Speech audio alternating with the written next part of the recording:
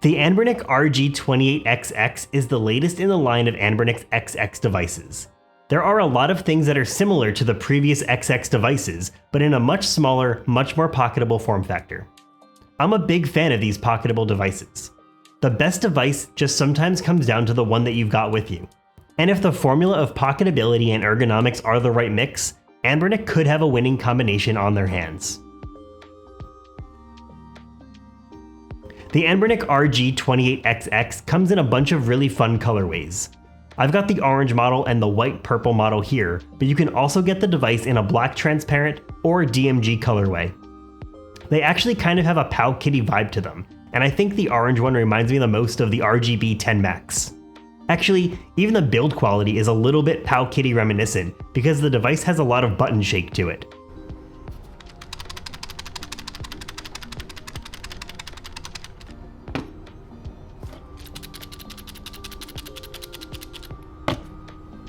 I picked up the 64GB model, but you can also buy the RG28xx with an additional 128GB microSD card, which is loaded up with tons more games. Spec-wise, the RG28xx has a 2.8-inch IPS screen with a resolution of 640x480, an H700 quad-core ARM Cortex-A53 CPU, a dual-core Mali G31 GPU, 1GB of RAM, and a 3100 mAh battery.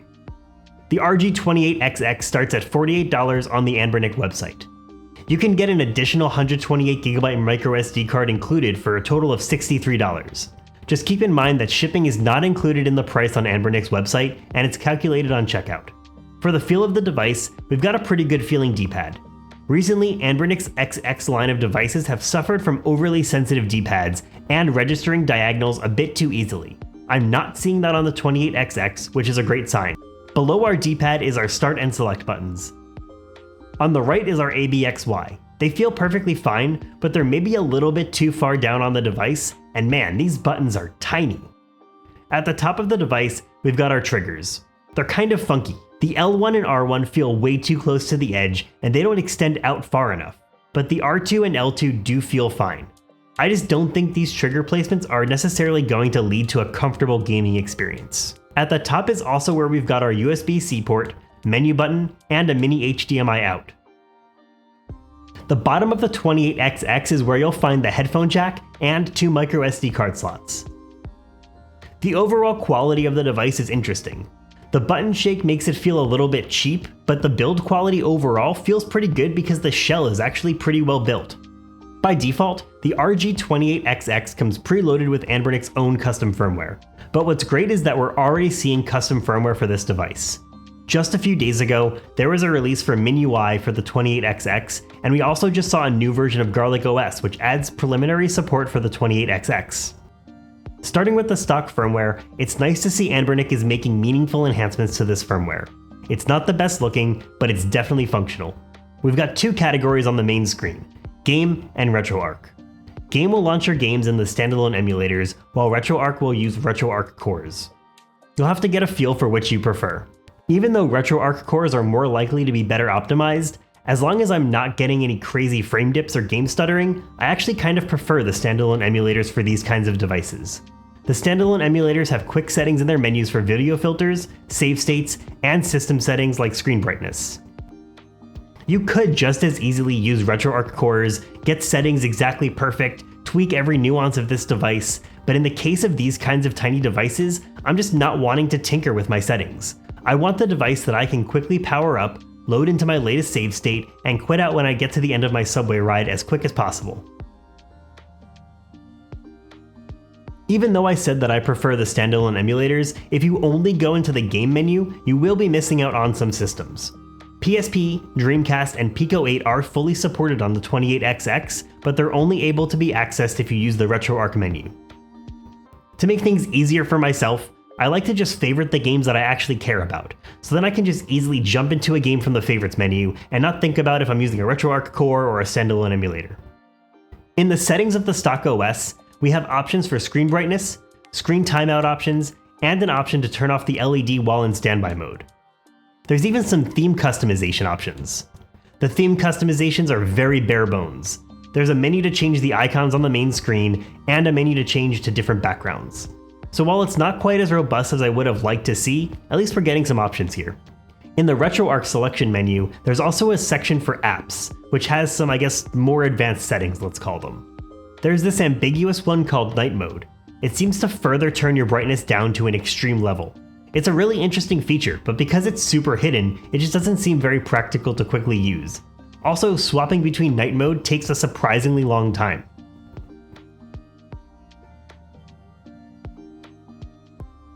We can also take a quick look at MinUI and Garlic OS.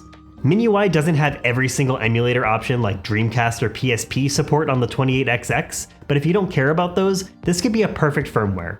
It's focused on absolute simplicity. Just boot up your device, select a system, select a game, and you're in.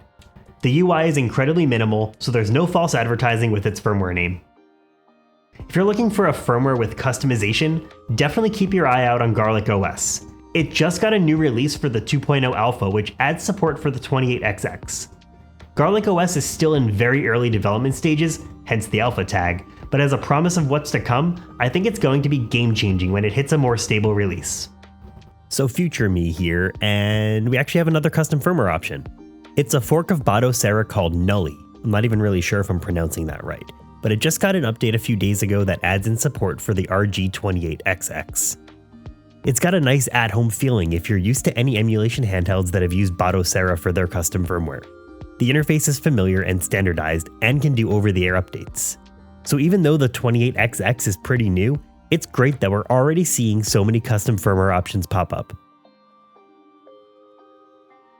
Whichever model of the 28xx that you order, they all come with at least one 64GB microSD card preloaded with tons of games. If you get the 128GB microSD card, you'll get even more games. We'll take a quick look at what the 64GB card includes. You get a decent selection of 29 PS1 games. You get over 200 Game Boy Advance games, more than 400 NES games, 400 Super Nintendo games, 480 Genesis games, over 700 Game Boy and Game Boy Color games, and you even get 12 Dreamcast games, 11 PSP games, 39 Pico 8 games, and you get Virtual Boy, Game & Watch, and even some ports. You're definitely going to find a game here to enjoy, but no Mario games. I'm still curious why these companies will give you practically a full ROM set, but decide to stay away from Mario. Either way, you'll find more than enough to start with. For gaming performance, we're going to look at the stock firmware. This is a familiar chipset, so we know what it can and cannot do, but in this different form factor, I also want to consider how gaming on these different systems also feels, especially since we've got some pretty small ABXY buttons and questionable triggers. The classic systems feel like the ones that are right at home on the 28xx. NES doesn't feel compromised on a smaller device at all. Genesis plays great here and feels perfect for the 28xx.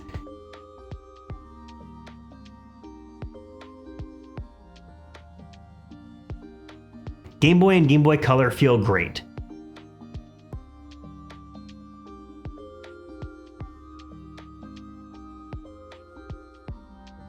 Game Boy Advance works fine, but if you have a game that relies on the L and R buttons often, or for some quick actions, it's a little annoying to hit those L1 and R1 buttons. I think swapping the button mapping of L1 and R1 to the L2 and R2 could help though. Super Nintendo performs well on the 28xx and feels pretty good to use, depending on the game. You'll probably start to get a bit of a hand cramp feeling when you're playing something like Mario and you want to run and jump at the same time, but it's definitely doable. PlayStation 1 for some Crash Bandicoot works pretty well. I judge it based on doing the first level of the first game, and if I'm able to have nuanced control over Crash Bandicoot and get a gem, it gets a pass from me. I do think you'll have a hard time playing some other games though. I couldn't imagine playing through Metal Gear Solid on here, the triggers just won't do. For Dreamcast, Crazy Taxi actually looks and runs pretty great, but the control scheme just makes this game insanely uncomfortable. PSP is supported on the 28xx, but performance is not all that great. In general though, I think the performance of the 28xx outdoes the comfortability. Basically, it supports more games than I would even be interested in playing, at least from a comfort level. But the ones that are a good fit for this device perform great whether you choose to play through RetroArch or standalone emulators. The RG28xx is a fun device because of just how pocketable and easy to carry around it is. There are some compromises you're making, especially with ergonomics and the controls. The trigger buttons are just tragically terrible, but I think it's an alright compromise considering the systems you'll play on probably won't rely on them too much. The ABXY buttons are a touch too small and maybe a little bit too far down on the device. But the D-pad is good, the location of the start and select buttons are great, and the screen looks really good. We're also getting some pretty great custom firmware for the 28xx. MinUI is already a great option to make the 28xx more streamlined. Even sticking with the stock OS gives you access to some more graphically intensive systems like Dreamcast. I know that there's a discussion to be had about the 28xx versus the MIUI A30, which I think could be an entire video on its own. They actually have a lot in common, but there is something to be said about the custom firmware support right now on the 28xx. On the other hand, the MIUI A30 I think has better ergonomics, the analog stick is a nice addition, and actually has Wi-Fi support as advertised. But there's no custom firmware, and it seems like it's going to be a little bit hard to get a hold of. As far as availability, Anbernic does a great job at supply chain, and the 28xx is readily available and has custom firmware at the ready. I think the RG28xx has a place on the list of handhelds to consider if you're looking for a tiny pocketable guy. When it comes to choosing the 28xx over the A30, I honestly think maybe I just need a bit more time with both. Right now on my primary 28xx, I've got the MinUI firmware, which I feel like is a huge advantage over the A30 right now. But a follow-up and comparison is probably in order in the future. If you're interested in a full follow-up and comparison of both, let me know down in the comments. But anyway, that's just my thoughts. What do you think of the RG28xx? Are you picking one up? Are you maybe picking up the A30 instead? Are you waiting for a different form factor? Let me know your thoughts down in the comments. If you like this video, give me a follow on Twitch where I unbox and test these devices live there. Subscribe here on YouTube if you want to see more reviews, and thanks for watching. I'm going to spend a bit more time with MinUI and maybe actually play Earthbound for the first time.